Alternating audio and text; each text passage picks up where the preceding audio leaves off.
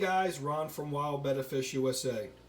So let's talk about a very simple enclosure that I would use for a holding male Betta channoides to release his fry once they hatch. Little quick synopsis on Betta channoides. They are in the Albi marginata group, of which in the group there are 2 Bettas total. Betta albi marginata and Betta channoides. These are small, typical brick red, little mouth brooding Bettas, somewhat social. Best way to keep these guys are typically 2 males to a female, and probably three groups to a 5, maybe 10-gallon tank. I would say a 10-gallon tank is probably the best way to go. So in this particular 5.5, we only went about half full. I just pulled this male last night, and this guy is holding nicely. Still holding a nice, sorry for the glare. Here you go. Holding really nice group of eggs in his mouth.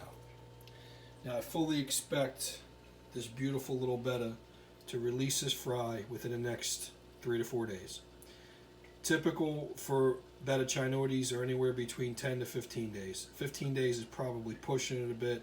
Anything before 10 is probably due to stress. But it's possible to have them drop and release fry before that. This setup that I'm going with has a pH of about 6.0. A couple of well-aged Indian almond leaves, some hides, a piece of pothos, a very inexpensive but extremely effective sponge filter, a very good reliable heater. I do not use a lot or at all anymore anything that's not considered to be reliable. No little Tetra unadjustable heaters. I usually like something that's more on the adjustable side. Those little fixed heaters that a lot of people use, I've noticed they have a tendency eventually to overheat and can cook your prized fish. So I, in this particular tank, will keep the water level anywhere between 1/2 to 3/4. I never, ever, ever go all the way up top. We don't want to create stress for the fish to have to go up and take a gulp of air. These guys live in very shallow water in nature and spend a lot of time under cover. So he will release his fry, like I said, within about 3 to 4 days. Then we have a nice batch of baby brine shrimp that are just hatched today. So I can actually give some of the baby brine shrimp to my tetras until this little bugger releases his babies. Once they're released, shortly after that, they'll be looking for food. They are just miniature versions as far as predators of the adults, but are completely different in coloration. Betta channoides are typically black, and Betta albi marginata fry are typically a grayish black. So for the most part, the babies are born black. We'll take micro worms, baby brine shrimp, and then as they start to grow, eventually you can get them over to blackworms. I never give bloodworms to small bettas. I only give bloodworms to large adult Una maculata fish, and that's only when I'm out of blackworms. My preferred food as far as worms are concerned are blackworms.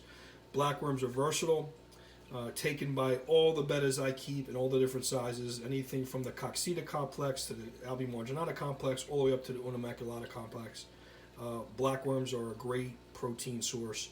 I have an awesome clean source where I get the worms. I got the new worm keeper that I ordered from Jack Watley Discus.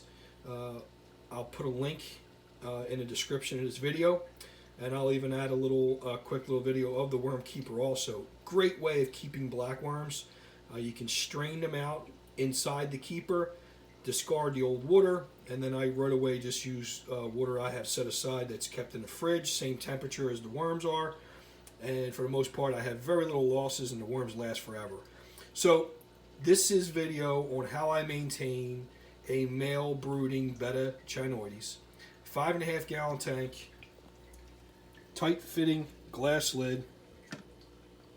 We want to develop a nice humid layer of air inside the tank.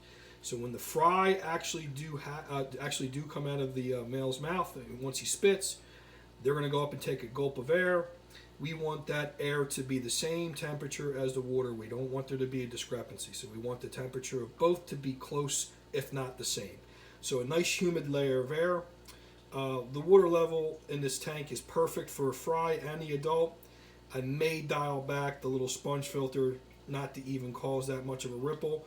But I will tell you, Betta channoides and Betta albimarginata fry are very, very tough. They're not like Splendens complex.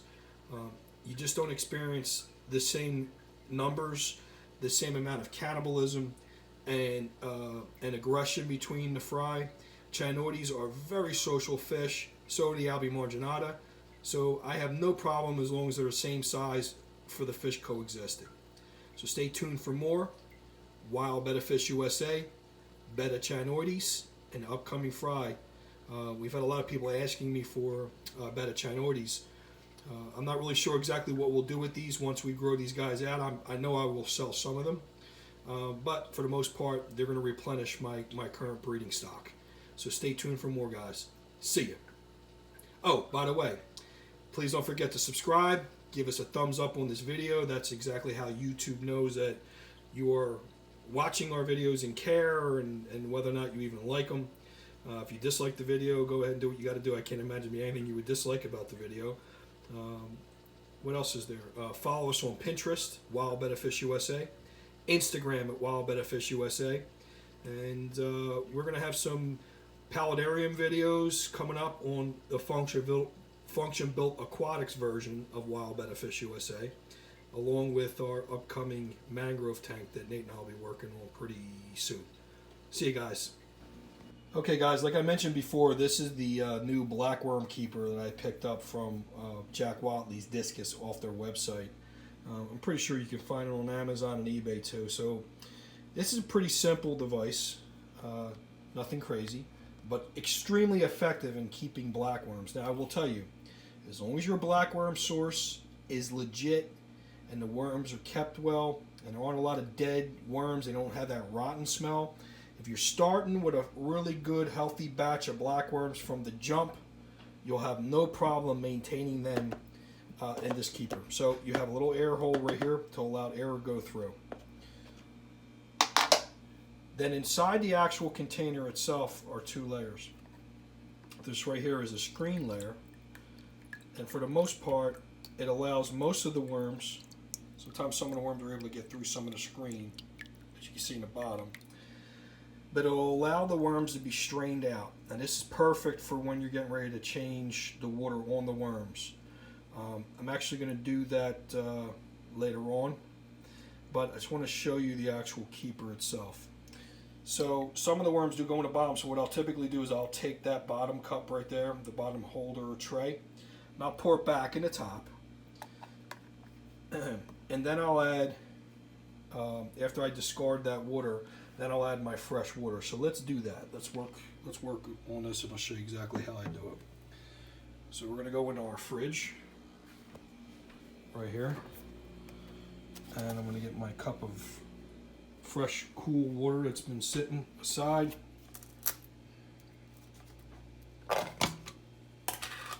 We're going to take the main tray out with the worms. We're going to drain that out.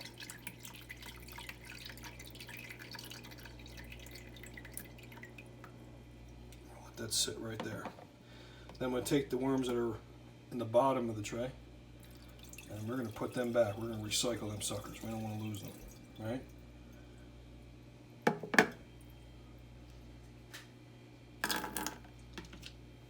Worms, blackworms, especially good blackworms, are like gold, especially for bettas. So just like that, we just changed the water in the keeper. So now I'm going to take my fresh, aged, cool water that's the same temperature that the worms were used to, so we don't shock them and kill them. And you just want to cover them enough. Get them nice and active like that. And then what I do is I put a piece of electrical tape on both ends just to lock it up in place, and so far the tape's been lasting all week. Now that we're done, take the worms, dry them off, and then back in the fridge they go. Now, I will tell you, you got to get used to keeping blackworms in the fridge. If you can get over that part of it, then you got it made.